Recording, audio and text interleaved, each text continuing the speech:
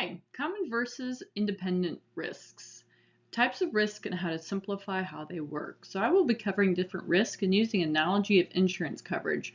Home coverage versus earthquake coverage and the differences between the two. You have a higher percentage of chance of an earthquake when happening hitting all houses in comparison to having 100 homes insured and having every single one of those insured homes broken into.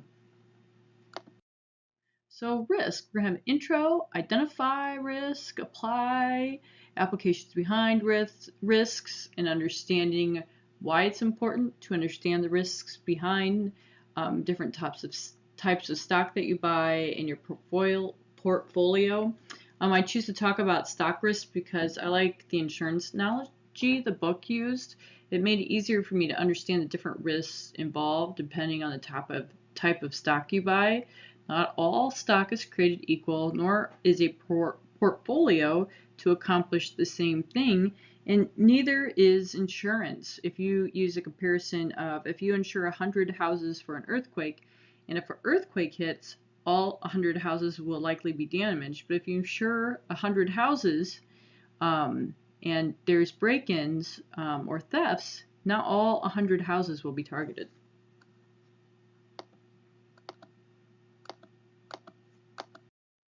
Okay, why understanding the difference between risks is important. We have common risks, independent risk, and diversification. We're going to just walk through each one of those. Common risk is a risk that is linked across all outcomes, and it's just very common across the board. Independent risk is a risk that bears no relation to another risk, so it doesn't have anything in common. So if they're independent, knowing the outcome of one risk over the other provides no information for one risk compared to the other. And diversification is the averaging of independent risks in large portfolios. And what's really important about this is that in many settings, the risk lies somewhere between common and independent risks. And establishing a large or a small portfolio and understanding the risks behind it is really important. Saving for retirement.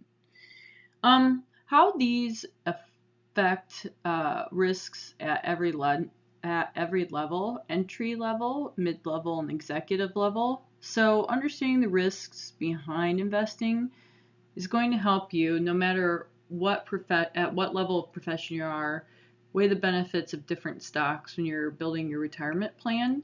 Large and small, and how they're going to affect the overall performance of a portfolio. For example, there's a relationship between size and risk.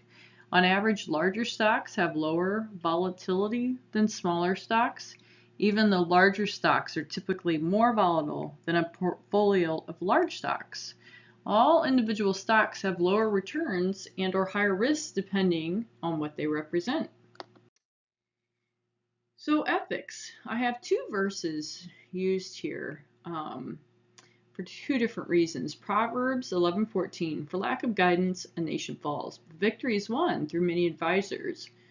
I think it's really important when you're putting together your plan of retirement and you're putting together a portfolio of stocks and what you will choose, understanding the risks behind your portfolio and why it's so important to have a big diversified portfolio of stocks, because if something happens to the market, you will less likely to lose everything. You'll have portions of your portfolio that will dip, but then they'll come back, and for the parts of your portfolio that were low risk, they'll pretty much maintain. So you can have a mix of high risk stocks to low risk stocks. In James 4:14, why do you not even know what will happen tomorrow? What is your life? You're a mist that appears for a little while and then vanishes. I think that just gives us insight to, we live this life once. So let's live it with intentful purposes, and let's be disciplined in everything we do, even when it comes to retiring and planning out your retirement and your stock portfolio and understanding the why behind it. Short-term high risk doesn't really gain anyone anything. And when you put your money into an account, you're saving for long-term retirement plans, you're going to gain more in the long run. And in closing, just researching to understand when you are building your retirement portfolio so you can make choices that will result in a long-term consistent performance, like I was saying in the previous slide, so that it grows over time to make sure you're taken care of later in life.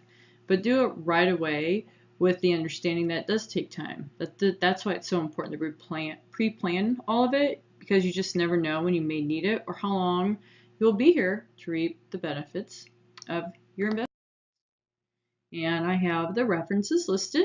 I have the module, slides 1 through 20, BibleStudyTools.com, and of course our book. Thank you.